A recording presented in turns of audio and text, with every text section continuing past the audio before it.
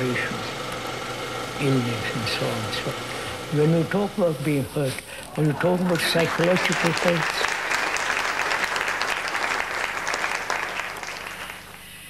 yeah, I'm wondering how it is that when a person comes into my office. This is one of a series of dialogues between J. Krishnamurti, David Bohm, Rupert Sheldrake, and John Hidley. The purpose of these discussions is to explore essential questions about the mind. What is psychological disorder, and what is required for fundamental psychological change? J. Krishnamurti is a religious philosopher, author, and educator who has written and given lectures on these subjects for many years. He has founded elementary and secondary schools in the United States, England, and India. David Bohm is professor of theoretical physics at Birkbeck College, London University in England. He has written numerous books concerning theoretical physics and the nature of consciousness. Professor Bohm and Mr. Krishnamurti have held previous dialogues on many subjects. Rupert Sheldrake is a biologist whose recently published book proposes that learning in some members of a species affects the species as a whole. Dr. Sheldrake is presently consulting plant physiologist to the International Crops Research Institute in Hyderabad, India. John Hidley is a psychiatrist in private practice who has been associated with the Krishnamurti School in Ojai, California for the past 6 years. In the first dialogue, the nature of the self was discussed, its relationship to suffering, to society, and to religion. Questions raised were, can one discover or learn about these relationships? And is the need for psychological security the root of the problem? Today's discussion continues with these questions. We talked yesterday, we started with the question of the origin and nature of psychological disorder. And it was suggested that it has its roots in self-centered activity, which is divisive and conflictual in nature, and that biologically such factors as instinctual aggression and dominance drives, the facts of illness and death, all contribute.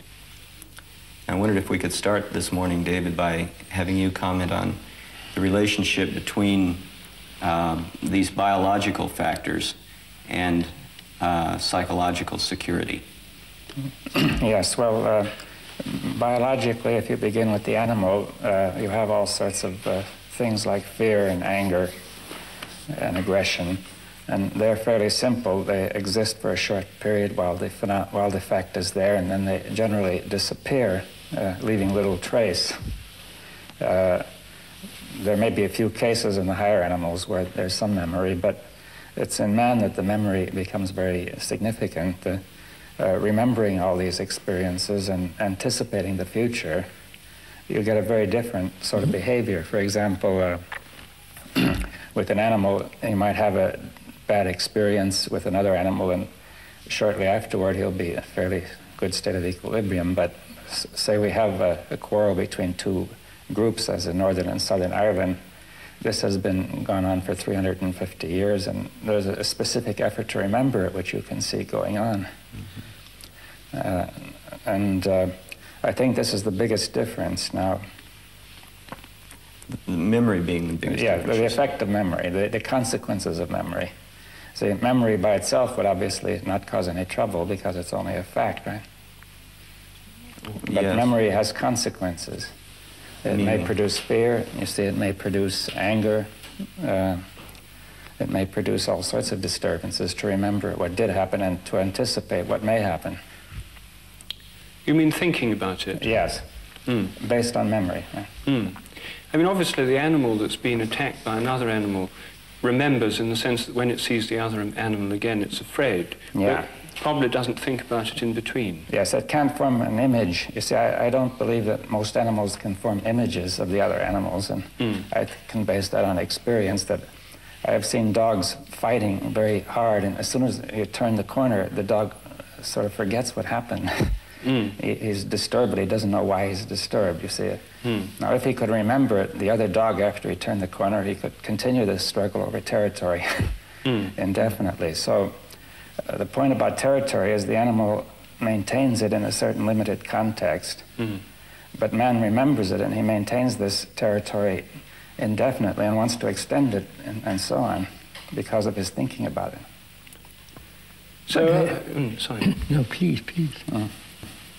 So are you suggesting that the basis of the specifically human kind of pain and suffering, over and above the kind of suffering we see in the animal kingdom, is this ability to remember, to brood over, to think about these Yes, the animal may have some of that. I've seen examples on television of a deer who lost its doe and it was pining away in the wild, but I think it's limited. That is, there's some suffering of that kind in the animal world, but with man it's enormously expanded. You know, it seems limitless.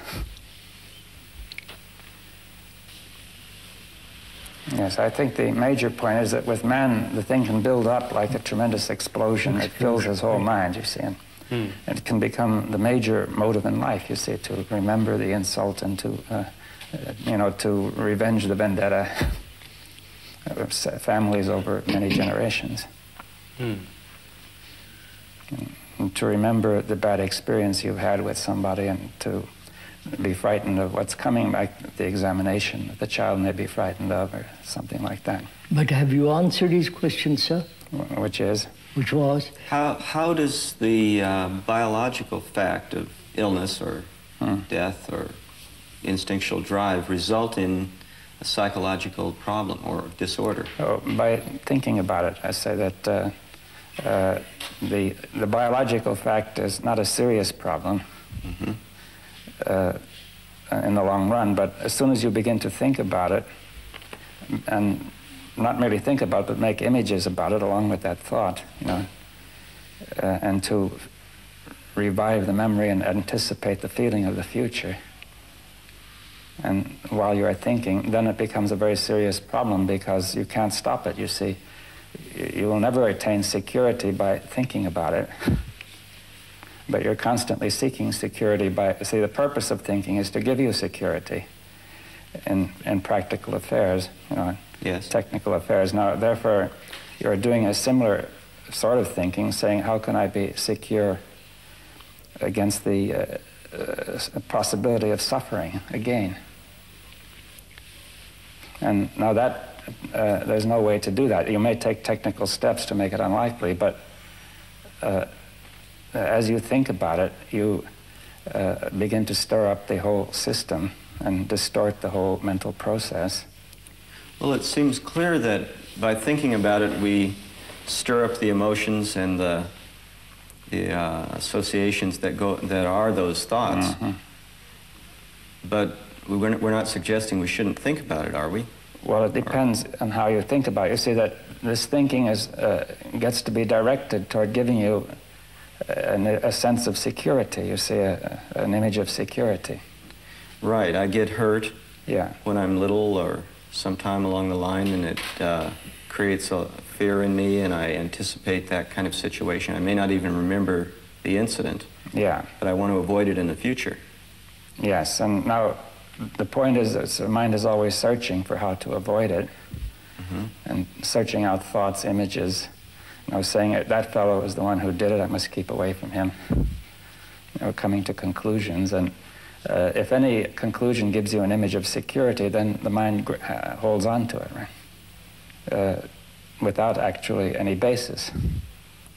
Could you elaborate on that a little? Well, if you've had, you know, see, if you've had a bad experience with somebody, you may conclude that you should never trust him again, for example. Well, that might be quite wrong. But the mind is so anxious to have security that it will jump to the conclusion that it's not safe to trust him. Right?